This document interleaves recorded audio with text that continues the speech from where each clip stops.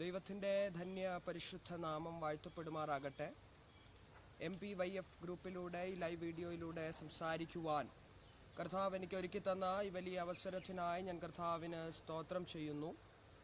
ഈ വീഡിയോയിലൂടെ എന്നെ ശ്രവിച്ചുകൊണ്ടിരിക്കുന്ന എല്ലാ പ്രിയപ്പെട്ടവർക്കും, എല്ലാ ബഹുമാന്യരായ കർത്തൃദാസന്മാർ, മാതാപിതാക്കൾ, സഹോദരി സഹോദരന്മാർ, കുഞ്ഞുങ്ങളേവർക്കും വേഗം വരുന്ന ക്രിസ്തു യേശുവിൻ്റെ വന്ധ്യ പരിശുദ്ധ നാമത്തിൽ എൻ്റെ സ്നേഹവും വന്ദനവും അറിയിക്കുന്നു.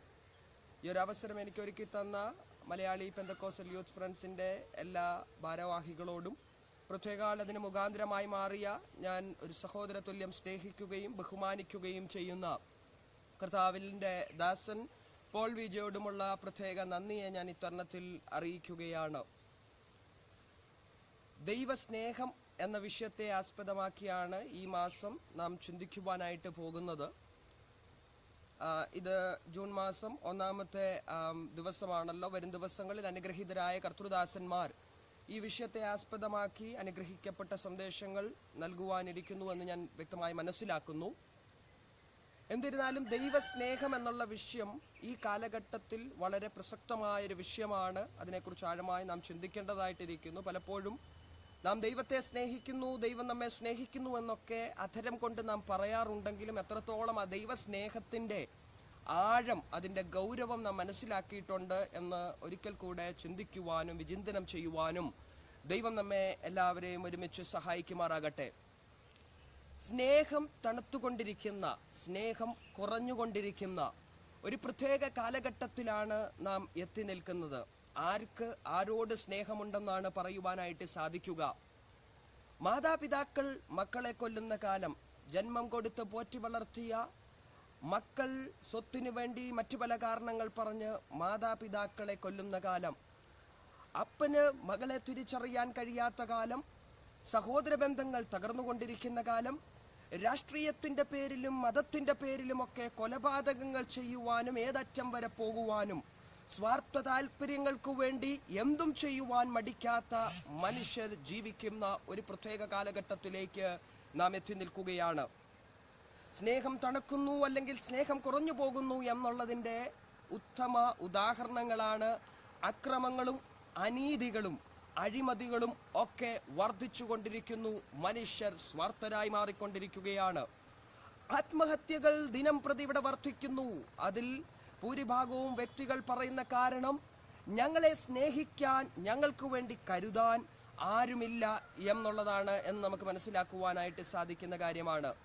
എന്നാൽ മനുഷ്യന്റെ സ്നേഹം മാറിക്കൊണ്ടിരിക്കുമ്പോൾ, മാനുഷിക സ്നേഹം കുറഞ്ഞുകൊണ്ടിരിക്കുമ്പോൾ, സ്നേഹം തണുത്തുകൊണ്ടിരിക്കുമ്പോൾ അതിൻ്റെ നടുവിലും ഒരൊറ്റ സ്നേഹം മാത്രമേ മാറാത്തതുള്ളൂ. അത് ദൈവത്തിൻ്റെ സ്നേഹമാണെന്ന് നമുക്ക് മനസ്സിലാക്കുവാനായിട്ട് കഴിയും. ദൈവത്തിൻ്റെ ഒരു പ്രത്യേകത എന്ന് പറയുന്നത് കാലത്തിനനുസരിച്ചും കാലഘട്ടത്തിൻ്റെ ചക്രം മാറിക്കൊണ്ടിരിക്കുന്നതിനനുസരിച്ചും ദൈവത്തിന് തൻ്റെ സ്വഭാവത്തിൽ മാറ്റം വരുത്താൻ കഴിയത്തില്ല. ദൈവത്തിന് തന്നെ മാറ്റുവാനായിട്ട് കഴിയുകയില്ല എന്നുള്ളത് നമുക്ക് മനസ്സിലാക്കുവാനായിട്ട് കഴിയും. വേദപുസ്തകം ഇങ്ങനെ പറയുന്നു, ഗതിഭേദത്താൽ ആച്ഛാദനമില്ലാത്തവനാണ് ദൈവം. യേശുക്രിസ്തുവിനെ കുറിച്ച് പറയുന്നു, യേശുക്രിസ്തു ഇന്നലെയും ഇന്നും എന്നേക്കും അനന്യനാണ്. കാലത്തിനനുസരിച്ച് ദൈവത്തിന് വ്യതിയാനം സംഭവിക്കുന്നില്ല. ദൈവം മാനവജാതിയെ മുഴുവൻ ഇന്നും സ്നേഹിക്കുന്നു എന്ന് മനസ്സിലാക്കുവാനായിട്ട് കഴിയും. അതുകൊണ്ട് തന്നെയാണ് ഞാൻ പറഞ്ഞത്, സ്നേഹം കുറഞ്ഞുകൊണ്ടിരിക്കുന്ന ഈ പ്രത്യേക കാലഘട്ടത്തിലും ദൈവസ്നേഹം എന്നുള്ള വിഷയം വളരെ പ്രസക്തമാണ്. ഈ പകൽക്കാലം ദൈവസ്നേഹം എന്നുള്ള വിഷയത്തെക്കുറിച്ച് നാം ചിന്തിച്ചു തുടങ്ങുമ്പോൾ അതിനാധാരമായി നമുക്കെല്ലാവർക്കും വളരെ സുപരിചിതമായിരിക്കുന്ന, അല്ലെങ്കിൽ വേണമെങ്കിൽ ഇങ്ങനെ പറയാം, പലർക്കും മനഃപ്പാടമായിരിക്കുന്ന ഒരു വചനത്തിലേക്ക് തന്നെ നമ്മുടെ ശ്രദ്ധയെ തിരിക്കാം. അതിനാധാരമായി യോഹന്നാന്റെ സുവിശേഷം 3-ാം അധ്യായം 16-ാം വാക്യം ഇങ്ങനെ വായിക്കുന്നു, തന്റെ ഏകജാതനായ പുത്രനിൽ വിശ്വസിക്കുന്ന ഏവനും നശിച്ചു പോകാതെ നിത്യജീവൻ പ്രാപിക്കേണ്ടതിന് ദൈവം അവനെ നൽകുവാൻ തക്കവണ്ണം ലോകത്തെ സ്നേഹിച്ചു. ഒരു നിമിഷം നമുക്ക് കണ്ണുകളെ അടയ്ക്കാം, പ്രാർത്ഥിക്കാം. പരിശുദ്ധ കർത്താവേ, സ്വർഗീയ നല്ല പിതാവേ, ഈ അനുഗ്രഹിക്കപ്പെട്ട ദൈവവചനത്തിനായി, ഈ അനുഗ്രഹിക്കപ്പെട്ട പ്രഭാതത്തിനായി ഞങ്ങൾക്ക് കർത്താവ് തന്ന ആരോഗ്യത്തിനായി, ബലത്തിനായി, എല്ലാറ്റിനായി സ്തോത്രം ചെയ്യുകയാണ്. അല്പസമയം അവിടുത്തെ സ്നേഹത്തെക്കുറിച്ച് ഞങ്ങൾ ചിന്തിക്കുമ്പോൾ, ധ്യാനിക്കുമ്പോൾ അത് കേൾക്കുന്ന ജനങ്ങൾക്ക് എല്ലാം വലിയൊരു അനുഗ്രഹമായി മാറുവാൻ, അത് ജീവിതത്തിൽ ചില പുതിയ തീരുമാനങ്ങൾ എടുക്കുവാൻ കാരണമായി മാറുവാൻ, കേട്ടുകൊണ്ടിരിക്കുന്ന ചിലരുടെ അകത്ത് ദൈവസ്നേഹം ആഴത്തിലിറങ്ങി വലിയ വ്യതിയാനങ്ങൾ ഉണ്ടാക്കുവാൻ ഞങ്ങൾ ഒരുമിച്ച് പ്രാർത്ഥിക്കുന്നു. അതിനു എതിരെ ഉയർന്നു നിൽക്കുന്ന എല്ലാ ഇരുളിന്റെ ശക്തികളെയും നസ്രായനായ യേശുവിന്റെ അധികാരമുള്ള നാമത്തിൽ ഞങ്ങൾ ഒരുമിച്ച് ശാസിച്ച് അതിന്മേൽ ജയം പ്രഖ്യാപിക്കുന്നു. മുഴുമഹത്വം അങ്ങെടുക്കണം. പ്രാർത്ഥന കേട്ടിരിക്കായി സ്തോത്രം, യേശുവിൻ നാമത്തിൽ തന്നെ, ആമേൻ. വേദവചനം അല്ലെങ്കിൽ ദൈവവചനം ഉടനീളം നാം പഠിക്കുമ്പോൾ ദൈവവചനത്തിൽ പഴയ നിയമത്തിന്റെ ഉൽപ്പത്തി പുസ്തകം മുതൽ വെളിപ്പാട് പുസ്തകം വരെ ദൈവത്തിന്റെ സ്നേഹം നിറഞ്ഞു നിൽക്കുന്നതായിട്ട് കാണുവാൻ കഴിയും. ദൈവത്തിന്റെ സ്നേഹത്തിനകത്ത് ഉള്ള ദൈവത്തിന്റെ ശ്രേഷ്ഠമായ പദ്ധതികൾ പലപ്പോഴും മനുഷ്യർക്ക് തന്റെ മാനുഷികമായ ബുദ്ധിക്കകത്ത് നിന്നുകൊണ്ട്, മസ്തിഷ്കത്തിനകത്ത് ഊരിത്തിരിഞ്ഞു വരുന്ന ബുദ്ധിക്കകത്ത് നിന്നുകൊണ്ട് ചിന്തിക്കുവാനോ മനസ്സിലാക്കുവാനോ സാധിച്ചിട്ടില്ലെങ്കിലും ദൈവത്തിന്റെ സ്നേഹം ആദ്യം മുതലേ തിളങ്ങിയും വിളങ്ങിയും വേദപുസ്തകത്തിലുടനീളം നിൽക്കുന്നതായിട്ട് നമുക്ക് കാണുവാനായിട്ട് കഴിയും. വായിച്ച വേദഭാഗത്തിൽ ദൈവം തന്റെ പുത്രനെ അയച്ചതായി കാണുവാൻ കഴിയുന്നു. അത് ദൈവത്തിന് ലോകത്തോടുള്ള സ്നേഹമാണെന്ന് യോഹന്നാൻ ഹല്ലേലൂയ വളരെ വ്യക്തമായി അവിടെ രേഖപ്പെടുത്തുന്നതായിട്ട് നമുക്ക് മനസ്സിലാക്കുവാനായിട്ട് കഴിയും. ദൈവസ്നേഹം വേദപുസ്തകത്തിലുടനീളം കാണുവാൻ കഴിയുന്നുവെങ്കിലും ലോകത്തോടുള്ള ദൈവത്തിന്റെ സ്നേഹം വാസ്തവത്തിൽ വ്യക്തമായി പ്രദർശിപ്പിക്കപ്പെടുന്നത് കാൽവറി ക്രൂശിന്മേലാണെന്ന് നമുക്ക് വളരെ വ്യക്തമായി മനസ്സിലാക്കുവാനായിട്ട് കഴിയും. ആരും ആർക്കും വേണ്ടി മരിക്കാൻ തയ്യാറാകാതിരിക്കുമ്പോൾ, സ്വന്തം സ്വാർത്ഥ താല്പര്യങ്ങൾക്ക് വേണ്ടി ജീവൻ എടുക്കാൻ വേണ്ടി മനുഷ്യൻ ഓടിക്കൊണ്ടിരിക്കുമ്പോൾ, അതിന്റെ നടുവിൽ സ്വന്തം ജീവൻ തന്ന് മാനവജാതിയെ മുഴുവൻ സ്നേഹിച്ച ഒരൊറ്റ വ്യക്തിയെ ലോക ചരിത്രത്തിൽ നമുക്ക് കാണുവാനായിട്ട് കഴിയുന്നുള്ളൂ. അത് യേശു ക്രിസ്തു തന്നെയാണെന്ന് മനസ്സിലാക്കുവാൻ കഴിയും. എന്നാൽ കാൽവറി ക്രൂശിന്മേൽ യേശു ക്രിസ്തുവിന്റെ ആ ത്യാഗമരണത്തെ, ആ യാഗത്തെ അത് വ്യക്തമായി നാം മനസ്സിലാക്കണമെങ്കിൽ ആദാമ്യ പാപം എന്താണെന്നുള്ളത് നാം വ്യക്തമായി ഒന്ന് മനസ്സിലാക്കുകയും ഗ്രഹിക്കുകയും ചെയ്യേണ്ടത് ആവശ്യമാണ്. പ്രിയമുള്ളവരെ, എന്താണ് വാസ്തവത്തിൽ ആദാമ്യ പാപം എന്ന് പറഞ്ഞാൽ? പലപ്പോഴും പലരും പറയാറുണ്ട്, ഒരു പഴം പറിച്ചു തിന്നതുകൊണ്ട് ദൈവം ഇത്രയും മാത്രം ഒന്ന് ക്രൂരത ചെയ്യണ്ടായിരുന്നു. ചില യുക്തിവാദികൾ ഇങ്ങനെ പറയാറുണ്ട്, ദൈവം സ്നേഹമാണെന്ന് പറയുന്നു, എന്നാൽ ഒരു പഴം പറിച്ചു തിന്ന പേരിൽ ആദമിനെയും ഹൗവായെയും മുഴുവൻ ഏദൻ തോട്ടത്തിൽ നിന്ന് പുറത്താക്കിയ ദൈവം എങ്ങനെയാണ് സ്നേഹമുള്ള ദൈവം എന്ന് പറയാൻ കഴിയുക?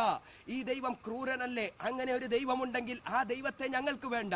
ഞങ്ങളുടെ പറമ്പിൽ നിന്ന് ഒരു വാഴക്കൊല മുഴുവൻ വെട്ടിക്കൊണ്ടുപോയാലും ഇത്രയും മാത്രം ക്രൂരത ഞങ്ങൾ കാണിക്കത്തില്ലെന്ന് അവകാശപ്പെടുന്ന ചില യുക്തിവാദികളുണ്ട് എന്നുള്ളത് മനസ്സിലാക്കുവാൻ കഴിയും. എന്നാൽ പ്രിയമുള്ളവരെ, ഒരു പഴം പറിച്ചു കൊണ്ടുപോയതോ വാഴക്കൊല വെട്ടുന്നതൊന്നും അല്ല ഇവിടെ ചെയ്ത പാപം എന്നുള്ളത് ആദ്യമേ നമ്മൾ മനസ്സിലാക്കേണ്ടതായിട്ടിരിക്കുന്നു. എവിടെയാണ് ആദാമിയ പാപം ആരംഭിക്കുന്നത് എന്ന് ചോദിച്ചാൽ, ഏദൻ പൂങ്കാവനത്തിലേക്ക് ആദം ഹൗവ ദമ്പതിമാരെ ആക്കി വച്ചതിന് ശേഷം ദൈവം അവരോട് കൽപ്പിച്ച് ഇങ്ങനെ പറഞ്ഞു, ഈ തോട്ടം നിങ്ങൾ കാക്കണം. എന്നാൽ എന്റെ ചോദ്യം, തോട്ടം കാക്കാൻ ദൈവം ഏൽപ്പിച്ച ഉത്തരവാദിത്വത്തിൽ ആദം ഹൗവ ദമ്പതിമാർ വിശ്വസ്തരായിരുന്നുവെങ്കിൽ എങ്ങനെ പിശാച് ഏദൻ തോട്ടത്തിനകത്തേക്ക് കയറിക്കൂടി? അപ്പോൾ അവിടെ ഒരു കാര്യം വ്യക്തമാണ്, തോട്ടം കാപ്പാൻ ദൈവം പറഞ്ഞ കാര്യത്തിൽ ആദം ഹൗവ ദമ്പതിമാർ വിശ്വസ്തരല്ലാഞ്ഞതുകൊണ്ടാണ്, ആ കാര്യത്തെ അവർ ഗൗരവമായി എടുക്കാഞ്ഞതുകൊണ്ടാണ് പിശാച് അകത്തേക്ക് കയറിക്കൂടിയത് എന്ന് മനസ്സിലാക്കുവാനായിട്ട് കഴിയും. അത് പറയുമ്പോൾ ഒരു കാര്യം എനിക്ക് പറയാതിരിക്കാൻ വയ്യ. ഇന്ന് പകൽക്കാലം എന്നെ ഈ വീഡിയോയിലൂടെ ശ്രമിച്ചുകൊണ്ടിരിക്കുന്ന എല്ലാ പ്രിയപ്പെട്ടവരും മനസ്സിലാക്കേണ്ട ഒരു കാര്യം, ആദം ഹൗവ ദമ്പതിമാർ വിശ്വസ്തരല്ലാഞ്ഞതുകൊണ്ട് ഏദൻ തോട്ടത്തിലേക്ക് പിശാച് കയറിയതിന് ഉത്തരവാദി ദൈവമാണോ? ഒരിക്കലുമല്ല, അവർ തന്നെയാണ് എന്നുള്ളത് നമുക്ക് മനസ്സിലാക്കുവാനായിട്ട് കഴിയും.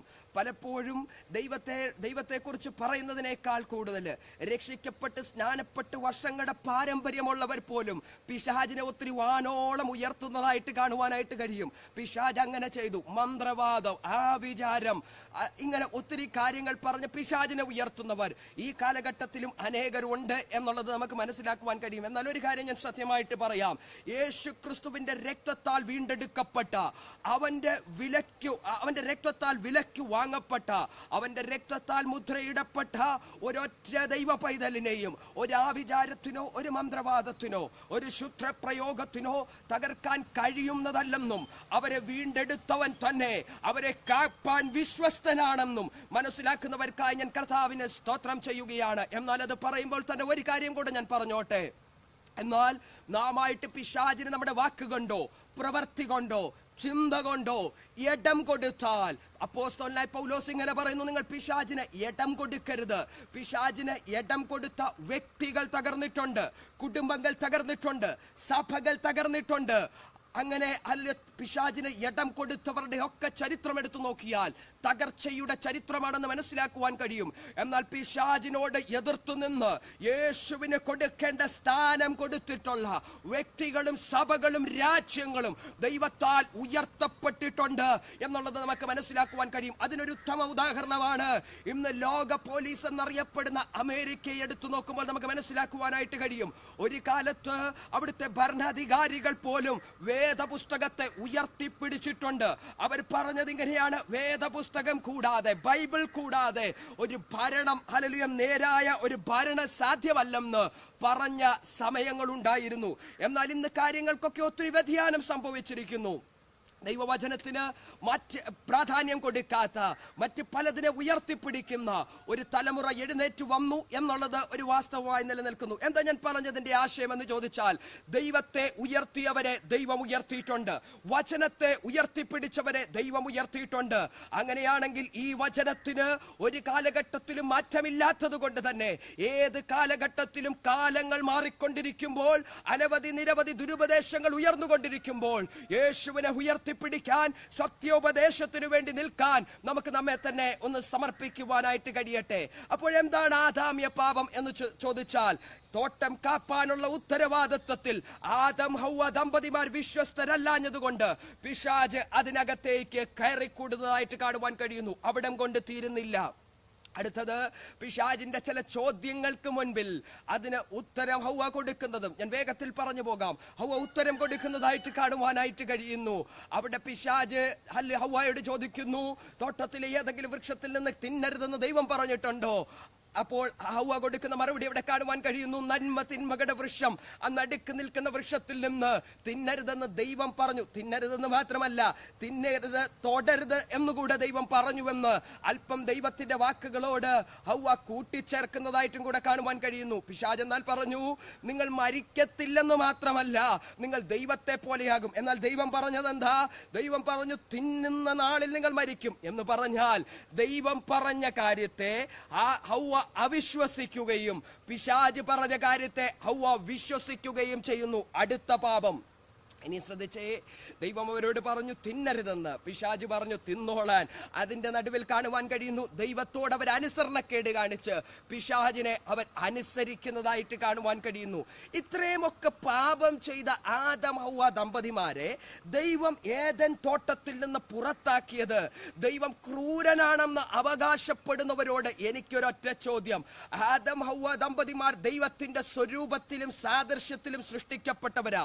ലൂക്കോസിന്റെ സുവിശേഷത്തിൽ ഇങ്ങനെ പറയുന്നു, ആദാം ദൈവത്തിന്റെ മകനാണെന്ന്. അങ്ങനെയാണെങ്കിൽ ഇന്ന് പകൽക്കാലം ചോദിക്കട്ടെ, ദൈവം സ്നേഹമുള്ള ദൈവമാണല്ലോ. സ്നേഹമുള്ള ദൈവം ഈ ആദം ഹൗവ ദമ്പതിമാർ പാപം ചെയ്തപ്പോൾ ഏദൻ തോട്ടത്തിൽ അവരെ തുടരാൻ അനുവദിച്ചാൽ അവർ പാപത്തിൽ തുടരും. അവർക്കുണ്ടാകുന്ന തലമുറ പാപത്തിൽ തുടരും. മാനവജാതി മുഴുവൻ പാപത്തിൽ തുടരുവാനിടയാകും. പാപത്തിൽ തുടർന്നാൽ ദൈവം പിതാവ് മാത്രമല്ല, ദൈവം കരുണയുള്ള ഒരു ദൈവം മാത്രമല്ല, ദൈവത്തെക്കുറിച്ച് നമുക്ക് മനസ്സിലാക്കുവാൻ കഴിയുന്നത് അവൻ നീതിയുള്ള ന്യായാധിപതിയും കൂടെയാണ്. അങ്ങനെ ഇരിക്കെ പാപത്തിൽ അവർ തുടർന്നുകൊണ്ടിരുന്നാൽ എന്താണ് സംഭവിക്കുക? ഈ പിതാവായ ദൈവം, ഈ സ്നേഹമുള്ള ദൈവം, ഈ ദൈവത്തിന് നീതിയുള്ള ന്യായാധിപതിയായി വെളിപ്പെടുമ്പോൾ അവരെ ന്യായം വിധിക്കേണ്ടി വരും. എന്താണ് ന്യായവിധിയിൽ സംഭവിക്കുക? വേദപുസ്തകം പറയുന്നു, പാപത്തിനൊരൊറ്റ ശമ്പളമേ ഉള്ളൂ. പാപത്തിന്റെ ശമ്പളം മരണമാണ്. അങ്ങനെ ഇരിക്കെ മാനവജാതിയെ മുഴുവൻ നിത്യ നരകത്തിലേക്ക് ദൈവത്തിന് തള്ളിയിടേണ്ടി വരും. എന്നാൽ അത് സംഭവിക്കാതെ ഇരിക്കേണ്ടതിന് വേണ്ടി ദൈവം തന്റെ നിത്യമായ പദ്ധതിക്കകത്തു നിന്നുകൊണ്ട് മാനവജാതിയെ മുഴുവൻ രക്ഷിക്കുവാൻ വേണ്ടി ആദം ഹവ്വ ദമ്പതിമാരെ തോട്ടത്തിൽ നിന്ന് പുറത്താക്കിയ ദൈവം ക്രൂരനാണെന്നാണോ അതോ സ്നേഹമുള്ളവനാണെന്നാണോ നമുക്ക് പറയുവാനായിട്ട് സാധിക്കുക എന്ന് എന്റെ ശ്രോതാക്കൾ ഒരു നിമിഷം ഹല്ലേലൂയ അതിനെക്കുറിച്ച് ചിന്തിക്കേണ്ടതായിട്ടിരിക്കുന്നു. മുൻപോട്ട് പോകട്ടെ. എന്താണ് സംഭവിച്ചത്? ഏദൻ തോട്ടത്തിൽ നിന്ന് ആദം ഹവ്വ ദമ്പതിമാരെ പുറത്താക്കി അല്പകാലം യാഗം കൊണ്ട് ദൈവത്തെ പ്രസാദിപ്പിക്കുവാൻ വേണ്ടി ദൈവം മനുഷ്യനൊരു അവസരം നൽകി. എന്നാൽ അതുകൊണ്ട് ഹല്ലേലൂയ മനുഷ്യന് ദൈവത്തെ പൂർണ്ണമായി തൃപ്തിപ്പെടുത്താൻ സാധ്യമല്ല എന്ന് മനുഷ്യന് തന്നെ ബോധ്യം വരുത്തിക്കൊണ്ട് തക്ക സമയമായപ്പോൾ തന്റെ ഏകജാതനായ പുത്രനായ യേശുക്രിസ്തുവിനെ ഈ താണലോകത്തിലേക്ക് ദൈവം അയച്ചു എന്ന് കാണുവാനായിട്ട് കഴിയുന്നു. അതിനെക്കുറിച്ച് വേദപുസ്തകം പറയുന്നേ, കാലത്തികവിൽ തക്ക സമയമായപ്പോൾ തന്റെ ഏകജാതനായ പുത്രനെ ഈ ലോകത്തിലേക്ക് ദൈവം അയക്കാൻ ദൈവത്തിന് നമ്മോട് കരുണ തോന്നി. ദൈവം നമ്മെ സ്നേഹിച്ചു എന്നുള്ളതാണ് സത്യമെന്ന് മനസ്സിലാക്കുവാനായിട്ട് കഴിയുന്നു. പ്രിയമുള്ളവരെ, ആരാ യേശുക്രിസ്തു? ഫിലിപ്പിയ ലേഖനം 2-ാം അധ്യായം ഇങ്ങനെ പറയുന്നു, തൃത്വത്തിൽ രണ്ടാമനാണവൻ, പിതാവിനോട് സമത്വമുള്ളവനാണ്, ദൂതന്മാരുടെ ആരാധന കേന്ദ്രവും ആരാധന വിഷയവുമാണ് യേശുക്രിസ്തു. യേശുക്രിസ്തു തന്നെത്താൻ താഴ്ത്തി മനുഷ്യരൂപമെടുത്ത് ഈ താണലോകത്തിലേക്ക് ഇറങ്ങി വന്നു. ഇന്ന് പകൽക്കാലം ശ്രദ്ധിക്കണം, അല്ലെ എന്നെയും നിങ്ങളെയും രക്ഷിച്ച് നിത്യനരകത്തിലേക്ക് സഞ്ചരിച്ചു കൊണ്ടിരുന്ന നമ്മെ സ്വർഗത്തിന് അവകാശികളാക്കി മാറ്റാൻ, ദൈവത്തിന്റെ മക്കളാക്കി മാറ്റാൻ അല്ലെ യേശുക്രിസ്തു കൊടുത്ത വില വെള്ളിയല്ല, പൊന്നല്ല, ഈ ലോകത്തിലെ ഒരു അഴിഞ്ഞു പോകുന്ന വസ്തുവല്ല. സ്വന്തം ചോര കൊടുത്ത് അവസാനത്തുള്ളി രക്തം വരെ ഊറ്റി തന്ന് നമ്മെ വിടുവിച്ച ദൈവത്തിന്റെ സ്നേഹത്തെ കുറിച്ചോർത്താൽ നമുക്ക് എത്ര സ്തുതിച്ചാലും മതി വരാതെ വണ്ണം ദൈവം നമ്മെ സ്നേഹിച്ചിട്ടുണ്ട് എന്നുള്ളതാണ് വാസ്തവം. അതുകൊണ്ടാണ് അപ്പോസ്തലനായ പൗലോസ് ഒരിക്കൽ ഇങ്ങനെ പറഞ്ഞത്, പറഞ്ഞു തീരാത്ത ദാനം നിമിത്തം ദൈവത്തിന് സ്തോത്രം. ഞാൻ ചിന്തിക്കുന്നു, ഒരുപക്ഷെ ദൈവം തന്റെ ജീവിതത്തിൽ ചെയ്ത ഉപകാരങ്ങളെയെല്ലാം അതിന്റെ ഒരു ലിസ്റ്റ് എടുക്കാൻ വേണ്ടി പൗലോസ് ശ്രമിച്ചിട്ടുണ്ടാകും.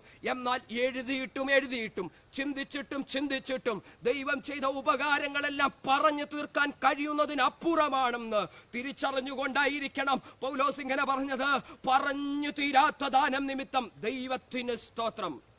മുൻപോട്ട് പോകട്ടെ. അത്രമാത്രം ദൈവം നമ്മെ സ്നേഹിച്ചു. യേശുക്രിസ്തു ഈ ലോകത്തിലേക്ക് കടന്നു വന്ന് ദൈവമായവൻ ദൈവത്വത്തിന്റെ തന്റെ മഹത്വം മാറ്റിവെച്ചിട്ട് കേവലം മനുഷ്യനായി ലോകത്തിലേക്ക് ഇറങ്ങി വന്ന് അവൻ അനുഭവിച്ച പങ്കപ്പാടുകൾ, കഷ്ടതകളൊന്നും ചെറുതല്ല എന്ന് നമുക്ക് മനസ്സിലാക്കുവാനായിട്ട് കഴിയും. അനവധി കഷ്ടതയിലൂടെ, അനവധി പരിഹാസങ്ങളിൽ കൂടെ, അനവധി അപവാദങ്ങൾ കേട്ട്, നിന്ദകൾ കേട്ട് യേശു ക്രിസ്തു മുൻപോട്ട് പോകുന്നതായിട്ട് കാണുവാനായിട്ട് കഴിയുന്നു. അതിനുശേഷം 33 തിരുവയസ്സിൽ യേശു ക്രിസ്തുവിനെ കുറിച്ച് നമുക്ക് കാണുവാനായിട്ട് കഴിയുന്നു. കാൽവറി ക്രൂശിന്മേൽ നമുക്ക് വേണ്ടി തന്റെ യൗവനത്തിലെ രക്തം അവൻ ചിന്തിയതായിട്ട് മനസ്സിലാക്കുവാനായിട്ട് കഴിയും. പ്രിയമുള്ളവരെ, ഇത്രയും മാത്രം കഷ്ടപ്പാട് അവൻ സഹിച്ചു. അവന്റെ പുറം ഉഴവചാല് പോലെയായി എന്നൊക്കെ നമുക്കറിയാം. അവന്റെ തലയിൽ അവർ മുൾക്കിരീടം വെച്ചു. ഒരു ആസ്മാ രോഗി ശ്വാസമെടുക്കാൻ, ഒരു കടുത്ത ആസ്മാ രോഗി ശ്വാസമെടുക്കാൻ ബുദ്ധിമുട്ടുന്നത് പോലെ ആയിരിക്കും ക്രൂശിൽ 3 ആണിമേൽ തൂങ്ങിക്കിടക്കുന്ന യേശുക്രിസ്തു ശ്വാസമെടുക്കാൻ ബുദ്ധിമുട്ടതെന്ന് ഇവിടുത്തെ ശാസ്ത്രലോകം വിളിച്ചു പറയുന്നു. ഇങ്ങനെ നിരവധി കഷ്ടതകൾ സഹിച്ചത് ആർക്കു വേണ്ടി? നമുക്ക് വേണ്ടി, നമ്മെ സ്നേഹിച്ചു കൊണ്ട്. ആ സ്നേഹം നമുക്ക് ക്രൂശിന്മേൽ കാണുവാൻ കഴിയുന്നു. എന്നാൽ ക്രൂശിന്മേൽ അത് തീരുന്നില്ല. യേശുക്രിസ്തു മരിച്ചു, അടക്കപ്പെട്ടു, 3-ാം നാൾ അവൻ ജയാളിയായി ഉയർത്തെഴുന്നേറ്റു എന്നുള്ളതൊക്കെ നമുക്ക് വാസ്തവമായിട്ട് അറിയാവുന്ന കാര്യമാണ്. പ്രിയമുള്ളവരെ, ഇത് പറഞ്ഞു വരുമ്പോൾ എനിക്ക് യേശുവിനെ പ്രസംഗിക്കുന്നതിൽ അഭിമാനമുണ്ട്. ഇത് ഹല്ലേലൂയ യേശുവിനെ ഉയർത്തുന്നതിൽ ഞാൻ വളരെയധികം സന്തോഷിക്കുന്നു. കാരണം എന്താണെന്ന് ചോദിച്ചാൽ, ഈ ലോകത്തിൽ അനേക മഹാന്മാരായ വ്യക്തികൾ ജനിച്ചിട്ടുണ്ട്.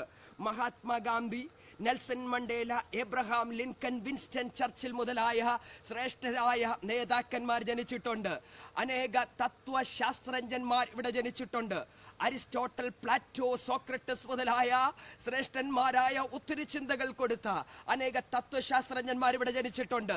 എന്നാൽ ഇവരൊക്കെ മഹാന്മാരായ വ്യക്തികളായിരുന്നുവെങ്കിലും മരണത്തോടുകൂടെ ഇവരുടെ എല്ലാം കല്ലറകൾ അടയപ്പെട്ട നിലയിൽ കിടക്കുമ്പോഴും മരിച്ചു മരണത്തെ ജയിച്ച് ദ്രവത്വത്തെ തോൽപ്പിച്ച് ഒരുവൻ മാത്രമേ ഉയർത്തെഴുന്നേറ്റിട്ടുള്ളൂ. അവന്റെ പേര് യേശു ക്രിസ്തു എന്ന.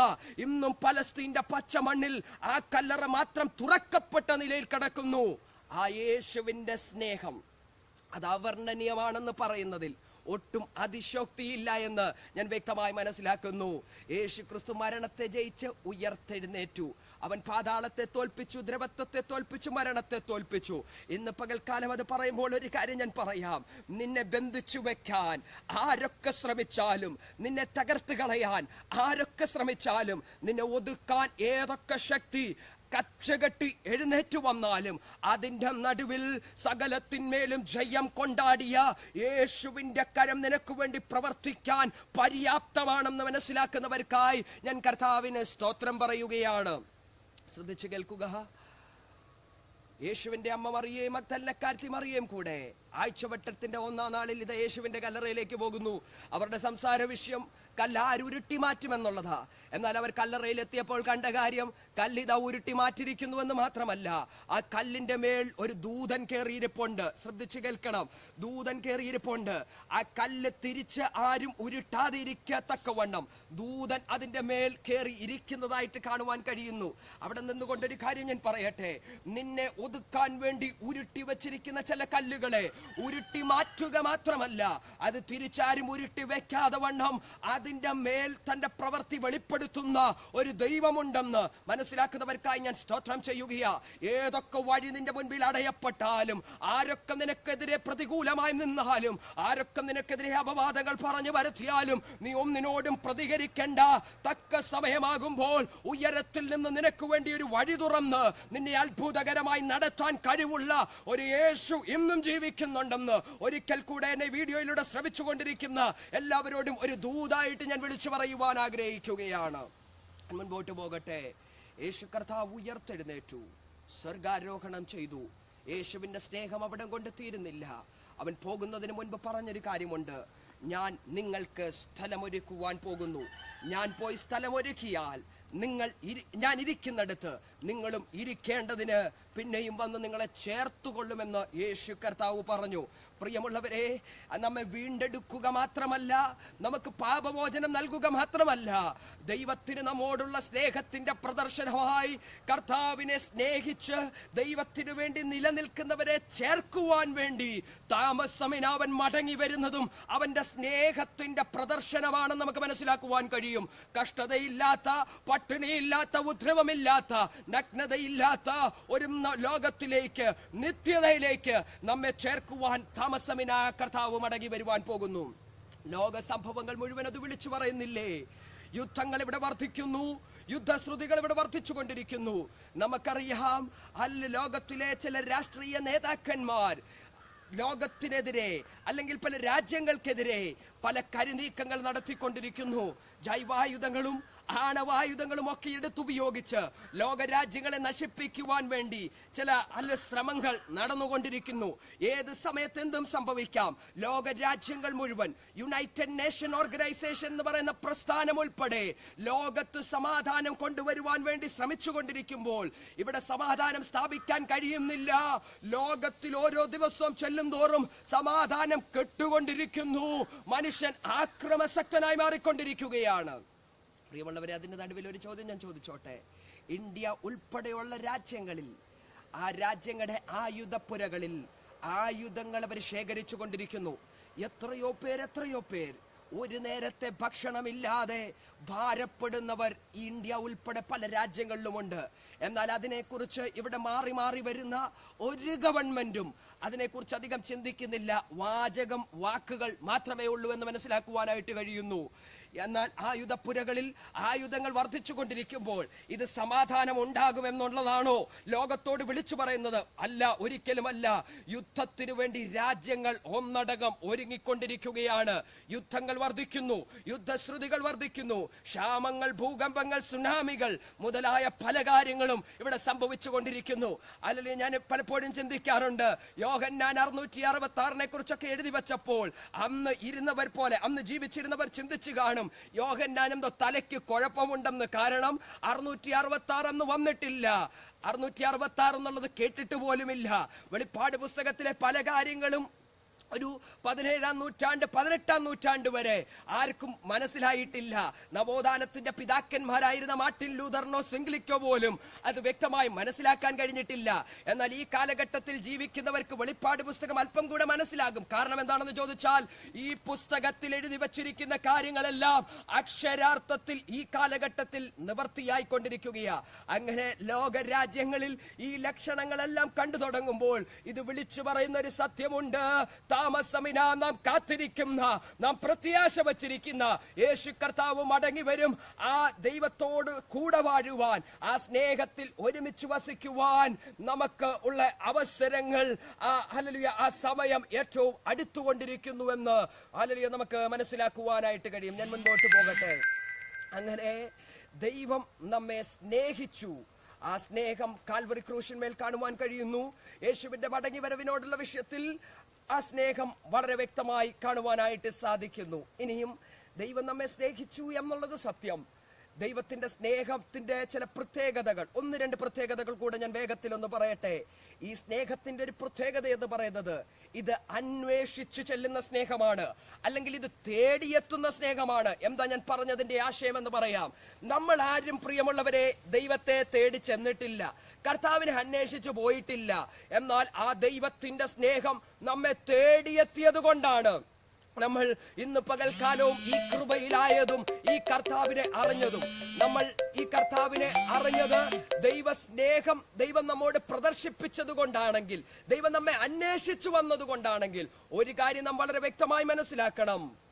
എന്താ നാം മനസ്സിലാക്കേണ്ടത്? അനേകരെ ഈ ദൈവ സ്നേഹവുമായി തേടി ചെല്ലുവാൻ, അന്വേഷിച്ച് ചെല്ലുവാൻ ഒരു ഉത്തരവാദിത്വം കൂടെ നമുക്കുണ്ടെന്ന് നാം മറന്നു കളയുവാനായിട്ട് പാടില്ല. ഞാൻ മുൻപോട്ട് പോകട്ടെ. വളരെ വേഗത്തിൽ എന്റെ വാക്കുകൾക്ക് വിരാമം കുറിക്കുവാൻ ഞാൻ കർത്താവിൽ ശരണപ്പെടുകയാണ്. നമ്മെ തേടി വന്ന യേശുവിന്റെ സ്നേഹം, ആ സ്നേഹം നമ്മെ തേടി വന്നതുകൊണ്ട് നാം വീണ്ടും ജനിച്ചു, നാം കർത്താവിനെ അറിഞ്ഞു. അപ്പോസ്തലനായ പത്രോസ് പറയുന്നത് ഇങ്ങനെയാണ്: എന്തിനു വേണ്ടിയാ നാം വീണ്ടും ജനിച്ചത്? ഒരു ജീവനുള്ള പ്രത്യാശയ്ക്ക് വേണ്ടിയാണ്. എന്താണ് ആ ജീവനുള്ള പ്രത്യാശ? ലോകക്കാരന് പ്രതീക്ഷയുണ്ട്, പ്രത്യാശയില്ല. പ്രതീക്ഷകൾ മാറിപ്പോയേക്കാം, പ്രതീക്ഷകൾ തകിടം മറിഞ്ഞേക്കാം.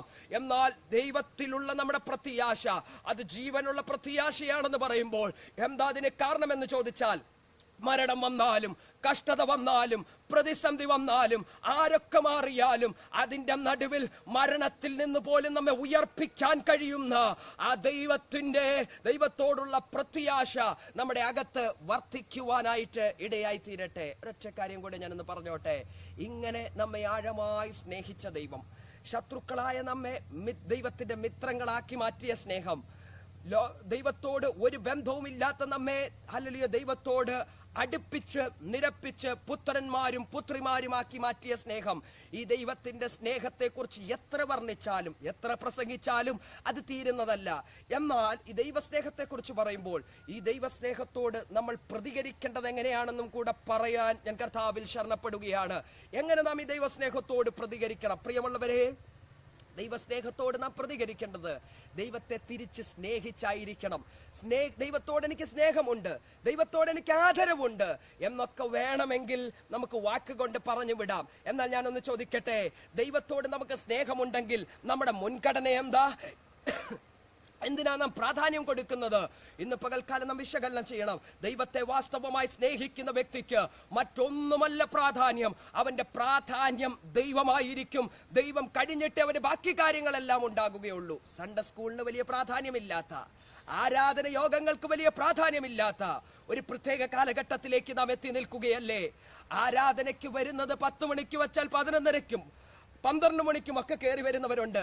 ഒരു ഡോക്ടറെ അടുത്ത് 10 മണിക്ക് അപ്പോയിന്റ്മെന്റ് ഉണ്ടെങ്കിൽ 9:30-ക്കും 9:45-നും എത്താൻ നമ്മുടെ ആളുകൾക്കറിയാം. ലോകത്തിൽ മറ്റേത് കാര്യങ്ങൾക്കും സമയത്ത് ചെല്ലാൻ നമ്മുടെ ആളുകൾക്കറിയാം. ഇതൊക്കെ ഒരു കാര്യത്തെ വിളിച്ചു പറയുന്നു: ദൈവത്തോടുള്ള നമ്മുടെ സ്നേഹം എത്രയാണെന്നും ദൈവത്തിന് നമ്മൾ കൊടുക്കുന്ന പ്രാധാന്യം എന്താണെന്നും അതിൽ നിന്നൊക്കെ വളരെ വ്യക്തമാകുന്നു എന്നുള്ളത് നാം മനസ്സിലാക്കേണ്ടതായിട്ടിരിക്കുന്നു. നമ്മുടെ മുൻഗണന മാറും. ഒരു കാര്യം കൂടെ, നമ്മുടെ ആരാധന ശൈലിയും ദൈവത്തോട് നാം ദൈവത്തെ സ്നേഹിക്കുന്നുണ്ടെങ്കിൽ അതിനും വലിയ മാറ്റങ്ങൾ ഉണ്ടാകും എന്നുള്ളത് നമ്മൾ മനസ്സിലാക്കേണ്ടതായിട്ടിരിക്കുന്നു. കൈകൊട്ടുന്നതിന് മാറ്റമുണ്ടാകും, സ്തോത്രം പറയുന്നതിന് മാറ്റമുണ്ടാകും. ഒരു പാസ്റ്റർ പറയാതെ, ഒരു വ്യക്തിയും പ്രബോധിപ്പിക്കാതെ തനിയെ ദൈവത്തിന് സ്തോത്രം ചെയ്യുവാനായിട്ട് കഴിയും. ദൈവത്തിന് മുഴുവനത്തോടെ ദൈവത്തിന് നന്ദി കരേറ്റുവാനായിട്ട് കഴിയും. അല്ല, ഒച്ചത്തിൽ കൈയടിച്ച് ദൈവത്തെ ആരാധിക്കാൻ കഴിയും. പ്രിയമുള്ളവരെ, ഇത് ദൈവസ്നേഹം നമ്മുടെ അകത്ത് വർദ്ധിച്ചാൽ ഇതിനൊരു പരപ്രേരണ വേണ്ട കേട്ടോ. ദൈവത്തോടുള്ള സ്നേഹം വർദ്ധിക്കുമ്പോൾ ഇതൊക്കെ ഓട്ടോമാറ്റിക് ആയിട്ട് പുറത്തു വരുന്നതാ. മാവ് വെച്ച് പിടിപ്പിച്ചാൽ മാങ്ങ കായ്ക്കാൻ അതിനോട് പറയേണ്ട കാര്യമില്ല, അതിൽ മാങ്ങ കായ്ക്കും. അല്ലെങ്കിൽ പ്ലാവ് വെച്ച് പിടിപ്പിച്ചാൽ അതിൽ ചക്ക ഉണ്ടാകണേ എന്ന് പറയേണ്ട കാര്യമില്ല, അതിൽ ചക്ക തനിയെ ഉണ്ടാകും. മനസ്സിലാകുന്നവർക്കായി ഞാൻ സ്തോത്രം ചെയ്യുകയാ. നിന്നിൽ ഫലം ഉണ്ടാകണമെങ്കിൽ ഏത് ഫലമാണോ ഉണ്ടാകുന്ന ഫലം വെച്ചാണല്ലോ വൃക്ഷത്തെ തിരിച്ചറിയുന്നത്. യഥാർത്ഥത്തിൽ നമ്മുടെ ആരാധനകൾക്കും നമ്മുടെ ജീവിതത്തിനും നമ്മുടെ മുൻഗണനകൾക്കും ഒക്കെ മാറ്റം ഉണ്ടാകണമെങ്കിൽ നമ്മുടെ അകത്ത് സ്നേഹമെന്ന ഫലം ഉണ്ടാകണമെന്ന് നാം വളരെ വ്യക്തമായി മനസ്സിലാക്കേണ്ടതായിട്ടിരിക്കുന്നു. യേശുവിനെ കൂടുതലായി സ്നേഹിക്കാൻ തുടങ്ങുമ്പോൾ യേശുവിനെ കൂടുതലായി നമുക്ക് മനസ്സിലാകുവാനായിട്ട് തുടങ്ങും. യേശുവിനെ കൂടുതലായി മനസ്സിലാക്കുമ്പോൾ നമ്മുടെ ആരാധനയ്ക്കും നമ്മുടെ ജീവിത ശൈലിക്കും ഒക്കെ വലിയ വ്യതിയാനങ്ങൾ സംഭവിക്കും. ഒരൊറ്റ ഉദാഹരണം കൂടി ഒന്ന് പറഞ്ഞോട്ടെ. ഞാൻ കേട്ട ഒരു ഉദാഹരണമാണ് പത്തനംതിട്ടയിലെ ഒരു റോണിക്കുട്ടൻ എന്ന് പറയുന്ന ഒരു വ്യക്തിയെ കുറിച്ച്. റോണിക്കുട്ടൻ ഇരുന്ന് ക്രിക്കറ്റ് കാണുന്നു. ക്രിക്കറ്റ് കണ്ടുകൊണ്ടിരിക്കുന്ന റോണിക്കുട്ടൻ കോഹ്ലി 6 അടിച്ചപ്പോഴത്തേന് കോഹ്ലി കി ജയ്, ഇന്ത്യ കി ജയ് എന്നൊക്കെ പറഞ്ഞ് ആഹ്ലാദിക്കാൻ തുടങ്ങി, സന്തോഷിക്കാൻ തുടങ്ങി. സോഫയിൽ കിടന്ന് ചാടി മറിയുന്നു. ഈ ശബ്ദമൊക്കെ കേട്ട് അകത്ത് ചപ്പാത്തി ഉണ്ടാക്കാൻ പരത്തിക്കൊണ്ടിരുന്ന അമ്മ പുറത്തേക്ക് ഇറങ്ങി വന്നിട്ട് ചോദിച്ചു: മോനെ, നീ എന്തിനാ ഇത്രയും കിടന്ന് തുള്ളിച്ചാടുന്നത്? എന്തിനാ ഇത്രയും കിടന്ന് ഒച്ച ഉണ്ടാക്കുന്നത്? റോണിക്കുട്ടൻ പറഞ്ഞു: ഞാൻ ഇത്ര ഒച്ച ഉണ്ടാക്കാൻ കാരണം എന്താണെന്ന് ചോദിച്ചാൽ, അമ്മ ആ TV-യിലേക്ക് ഒന്ന് നോക്കിക്കേ. അമ്മ TV-യിലേക്ക് നോക്കിയപ്പം മടല് പോലത്തെ സാധനം പിടിച്ച് ഒരാൾ നിൽക്കുന്നു. അപ്പുറത്തുനിന്ന് ബോണ്ട പോലത്തെ ഒരു സാധനം കൊണ്ടുവന്ന് ഒരാൾ എറിയുന്നു. ഇപ്പുറത്തെ മടല് പോലത്തെ സാധനം പിടിച്ച് നിൽക്കുന്നയാൾ ചിലത് പൊക്കിയടിച്ചു, ചിലത് താത്തിയടിച്ചു. രണ്ടുപേർ അങ്ങോട്ടും ഇങ്ങോട്ടും അത് കഴിഞ്ഞിട്ട് ഓടുന്നു. ഈ ബോണ്ട പോലത്തെ സാധനത്തിന്റെ പുറകെ കുറെ പേര് ഓടിക്കൊണ്ടിരിക്കുന്നു. അപ്പുറത്തൊരാൾ തൊപ്പി വെച്ച് നിപ്പുണ്ട്. പുള്ളിക്കാരൻ ഇടയ്ക്ക് ഇങ്ങനെ കാണിക്കും, ഇടയ്ക്ക് ഇങ്ങനെ കാണിക്കും, ഇടയ്ക്ക് ഇങ്ങനെ കാണിക്കും. ഇതെല്ലാം കൂടെ കണ്ടിട്ട് അമ്മ ചോദിച്ചു: ഇത് കണ്ടോണ്ടാണോടാ നീ ഇത്രയും കിടന്ന് തുള്ളിച്ചാടുന്നത്? ഇത് കണ്ടിട്ട് അമ്മയ്ക്ക് വലിയ സന്തോഷം ഉണ്ടാകത്തില്ല. കാരണം എന്താണെന്ന് ചോദിച്ചാൽ, അമ്മയ്ക്ക് കളി അറിയത്തില്ല, റോണിക്കുട്ടന് കളി നല്ലപോലെ അറിയാം, അതുകൊണ്ടാണ് തുള്ളിച്ചാടുന്നത്. അങ്ങനെയാണെങ്കിൽ ഒരു കാര്യം പറയാം, യേശുവിനെ അറിയാത്തവർക്ക് നിന്റെ ആരാധന അബദ്ധമായിരിക്കും, നിന്റെ കൈകൊട്ടൽ വെറും ഒരു വിഡ്ഢിത്തരമായിരിക്കും. എന്നാൽ യേശുവിനെ അറിഞ്ഞവർക്ക് ആരാധിക്കാതിരിക്കാൻ കഴിയത്തില്ല, സ്തോത്രം പറയാതിരിക്കാൻ കഴിയത്തില്ല, കൈകൊട്ടാതിരിക്കാൻ കഴിയത്തില്ല. മുഴുവനത്തോടെ അവർ ദൈവത്തെ ആരാധിക്കും. യേശുവിനെ അറിഞ്ഞ് നമുക്ക് അവന് മഹത്വം കൊടുക്കാം. ദൈവസ്നേഹത്തിൽ നമുക്ക് വർദ്ധിച്ചു വരാം, ആർക്കും അകറ്റാൻ കഴിയാത്ത നിലവാരത്തിൽ. ദൈവസ്നേഹത്തിൽ നമുക്ക് ഓരോ ദിവസവും വേരൂന്നി വളരുവാൻ കർത്താവ് നമ്മെ സഹായിക്കട്ടെ എന്ന് ആത്മാർത്ഥമായി ഞാൻ പ്രാർത്ഥിക്കുന്നു. ഇത്രമാത്രം നമ്മെ സ്നേഹിച്ച ആ ദൈവത്തോടുള്ള ആ സ്നേഹത്തോടുള്ള പ്രതികരണമായി വേറെ ഒന്നും നമുക്ക് കൊടുക്കാനില്ല. ആഴമായി അവനെ സ്നേഹിക്കാം, അവന് വേണ്ടി ജീവിതത്തെ ഒരിക്കൽ കൂടെ സമർപ്പിക്കാം എന്ന് പറഞ്ഞുകൊണ്ട് ഞാൻ വാക്കുകൾക്ക് വിരാമം കുറിക്കുന്നു. ദൈവം നമ്മെ എല്ലാവരെയും ധാരാളമായി അനുഗ്രഹിക്കുമാറാകട്ടെ.